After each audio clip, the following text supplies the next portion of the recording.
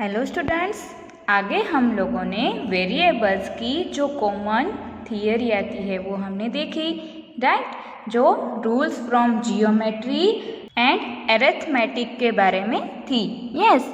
तो उसके बारे में हमने थियरी पढ़ी एंड यहाँ पर हमें उसकी एक्सरसाइज दी गई है, एक्सरसाइज नंबर 11.2। तो आप लोगों को क्या करना है कि टेक्स्ट बुक ओपन रखनी है, क्वेश्चंस है वो मैं टेक्स्ट बुक में से रीड करती जाऊंगी एंड नोटबुक में सॉल्यूशन दिखाऊंगी, राइट। तो आप लोगों को टेक्स्ट बुक है वो ओपन रखनी है।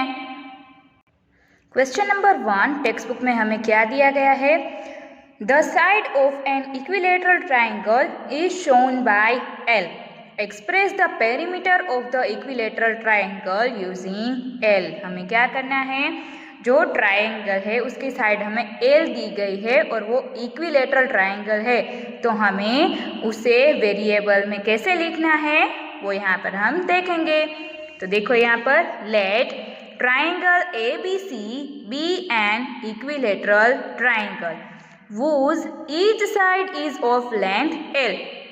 हम एज्यूम करते हैं कि ट्राइंगल ABC है एंड उसकी हमें साइड क्या दी गई है, लेंथ L की, yes. So perimeter of triangle ABC is equal to क्या होगा, AB plus BC plus CA, तीनों साइड्स का sum, right. So L plus L plus L, तो सभी का हम एडिशन करेंगे तो 3 टाइम्स L हुए, राइट। तो आएगा 3L। So the perimeter of the equilateral triangle is 3L। तो ये हमें इक्विलेटरल ट्राइंगल का कॉमन रूल मिल गया। Then question number 2 text book में हमें क्या दिया गया है, the side of a regular hexagon, figure number 11.10। जो हमें फिगर दी गई है टेक्स्ट बुक में ऑलरेडी एक रेगुलर हेक्सागोन दिया गया है, इज डिनोटेड बाय एल। जो हेक्सागोन है उसकी सभी साइड्स है उसे एल से डिनोट किया गया है, यस। जो हमें फिगर दी ही गई है तो यहाँ पर मैंने नोटबुक में ड्रॉ नहीं की है। Express the perimeter of the hexagon using L, तो हमें उसके पेरीमीटर है उसे एक्सप्रेस करना है। फिर हमें हिंट भी दी गई है, ए regular hexagon has all it's 6 sides equal in length. जो रेगुलर हेक्सागोन होता है उसकी 6 साइड्स होती है, वो सभी की लेंथ है वो इक्वल होती है, वो हमें हिंट दी गई है, यस। तो उसका सॉल्यूशन हम कैसे करेंगे, ए regular hexagon has all it's sides equal. Regular hexagon की सभी साइड्स है वो इक्वल होती है, yes. Consider the regular hexagon ABCDEF whose each side is of length L। इसके लिए आपको फिगर देखनी पड़ेगी। देखो यहाँ पर हमें क्या करना है, ABCDEF, वहाँ पर हेक्सागोन को हम एज्यूम करते हैं कि उसका नेम है ABCDEF, राइट। तो सभी की साइड कौन सी है, लेंथ L की। So perimeter of the hexagon is equal to क्या होगा, AB plus BC plus CD plus DE plus EF plus FA, सभी साइड्स का सम। तो सभी साइड्स तो हमें L साइज की दी गई है, तो सम करेंगे L plus L plus L plus L plus L plus L, ऐसे हम 6 टाइम्स लिखेंगे तो क्या होगा, 6L। So the perimeter of a regular hexagon is 6L। ये हमें रेगुलर हेक्सागोन का कॉमन फॉर्मूला मिल गया, यस। फिर क्वेश्चन नंबर 3 हमें दिया गया है, a cube is 3 dimensional figure a shown in figure 11.11। एक क्यूब दिया गया है हमें, वो 3 डायमेंशन में है, जिसकी फिगर हमें टेक्स्ट बुक में दी ही गई है। It has 6 faces and all of them are identical squares. उसके पास कितने फेसेस है, 6 फेसेस है एंड सभी है वो स्क्वायर्स ही है। The length of an edge of the cube is given by L. तो उसकी जो एजेस है उसकी लेंथ हमें दी गई है L। So find the formula for the total length of the edges of a cube. तो हमें जो टोटल एजेस है क्यूब की उसका फॉर्मूला है वो फाइंड करना है, जैसे हमने आगे हेक्सागोन के लिए एंड ट्राइंगल के फाइंड किया वैसे। तो हम क्या करेंगे, A cube has 6 identical faces which are square. Cube के पास 6 फेसेस है और वो सभी स्क्वायर्स है. So it has 12 edges which are equal in length. तो उसके पास कितने एजेस होंगी? 12. और सभी की लेंथ होगी वो इक्वल होगी. Yes. The total length of the edges of the cube is equal to sum of the lengths of its 12 edges. हमें टोटल लेंथ फाइंड करनी है एजेस की क्यूब की. तो वो कैसे होगी? हम सभी जो उसके एजेस दी गए है उसकी लेंथ का सम करेंगे. If the length of each edge of the cube is L, अगर सभी जो एज है उसकी लेंथ हमें L दी गई है, then the total length of the edges is equal to L plus L plus L plus L plus L. ऐसे हम कितनी बार लिखेंगे? 12 टाइम्स, राइट? क्योंकि एजेस कितनी है? 12 एजेस है. तो यहाँ पर हम 12 टाइम्स L लिखेंगे और सभी का एडिशन करेंगे तो हमें क्या मिलेगा? 12L, right? So the required formula is equal to the total length of the edges of a cube is equal to 12L. तो ये हमें कॉमन फॉर्मूला मिल गया. Then क्वेश्चन नंबर 4 हमें नेक्स्ट पेज पर दिया गया है.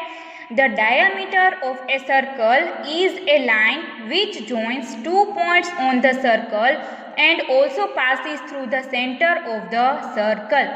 उसके लिए हमें फिगर देखनी पड़ेगी, फिगर नंबर 11.12. हमें क्या बोला है कि डायामीटर जो सर्कल का होता है वो जो सर्कल के 2 पॉइंट्स होते हैं उसको ज्वाइन करता है एंड वो जो सर्कल का सेंटर होता है उसमें से भी पास होता है. वो तो हमें पता ही है कि डायामीटर किसको बोलते हैं. यस. फिर हमें ब्रैकेट में क्या बोला है? In the adjoining figure 11.12. जो हमें 11.12 फिगर दी गई है उसमें डायमीटर कौन सा है? AB is a diameter of the circle. तो उसमें डायमीटर क्या है? AB. C is its centre. उसका हमें सेंटर क्या दिया गया है? C. Express the diameter of the circle in terms of its radius. तो हमें डायमीटर एंड रेडियस है उन दोनों के बीच में जो रिलेशन है उसे हमें एक्सप्रेस करना है. तो चलो हम नोटबुक में देखेंगे. AB is a diameter of the circle with centre C. AB हमें डायमीटर बोला है और उसका सेंटर है C सर्कल का. So it passes through the centre C. तो ये जो AB है वो सेंटर C में से पासिस होता होगा, right? So AC and CB are 2 radius of the circle. तो सर्कल की रेडियस कौन कौन सी होगी? AC and CB. Now AB is equal to AC plus CB, right? ये से हम लिख सकते हैं AB is equal to AC plus CB. This means diameter is equal to radius plus radius. तो हम ऐसे लिख सकते हैं कि diameter is equal to 2 radius का addition. If diameter is denoted by D and radius is denoted by R, तो उसका रिलेशन क्या होगा? Then D is equal to R plus R. तो यहाँ पर हमने क्या किया है? जो डायमीटर था उसे D से डिनोट किया है एंड जो रेडियस थी उसे हमने R से डिनोट किया है. सो D is equal to R plus R. So D is equal to 2R, right? तो ये हमें रिलेशन मिल गया डायमीटर एंड रेडियस के बीच में. Then number 5 is to find sum of 3 numbers 14, 27 and 13. We can have 2 ways. हमें क्या करना है? 14, 27 एंड 13 का सम फाइंड करना है. तो हमें 2 वेज दिए गए हैं. We may first add 14 and 27 to get 41 and then add 13 to it to get the total sum 54. और फिर B दिया गया है. तो A में क्या बोला है कि पहले हम 14 and 27 का एडिशन करते हैं तो हमें क्या मिलेगा? 41. और फिर उसमें क्या करेंगे? 13 को ऐड करेंगे. ऐसे हम कर सकते हैं. एंड B क्या बोला है? We may add 27 and 13 to get 40 and then add 14 to get the sum 54। और फिर क्या बोला है हमें कि अगर हम 27 एंड 13 को ऐड करते हैं तो फिर हमें एडिशन 40 मिलेगा और फिर हम उसमें 14 ऐड करेंगे तो हमें आंसर मिलेगा 54। Thus 14 plus 27 plus 13 is equal to 14 plus 27 plus 13। तो हम किसी तरह से भी उसका एडिशन करेंगे तो वो हमें इक्वल ही मिलेगा। यस, तो हमें क्या करना है यहाँ पर, देखो उसे वेरिएबल के तौर पर दिखाना है। तो हम कैसे करेंगे, here we have considered 3 numbers 14, 27 and 13। Right, ये हमें 3 नंबर्स दिए गए हैं। By the associative property of addition, ये हम चैप्टर नंबर 1 में सीख ही चुके हैं, एसोसिएटिव प्रॉपर्टी होती है वो।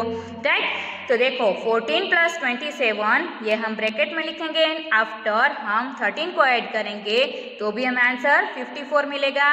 एंड अगर हम पहले 27 एंड 13 को ऐड करते हैं फिर उसमें हम 14 ऐड करते हैं तो भी हमें 54 मिलेगा।